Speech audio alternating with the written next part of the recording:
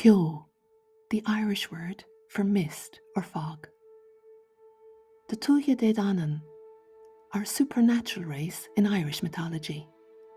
According to the 11th century manuscript Laur Gawala Éideann, the Book of the Taking of Ireland, they arrived on the shores of Ireland in dark clouds. In Irish myth, this magical mist, or kyo, renders the Shuilleabháin invisible to humankind. In Jungian psychology, kyo carries a potent symbolic resonance.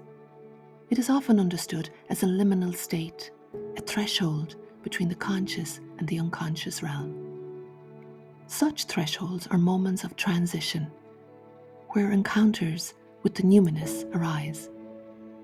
In our dreams, to move through fog is to journey through uncertainty, confusion, or sometimes fear, all of which may accompany psychological transformation. Yet within this obscurity lies revelation. A new dimension of the self is being revealed. When this unveiling is experienced as numinous, it brings with it the sense of profound change and inner transformation.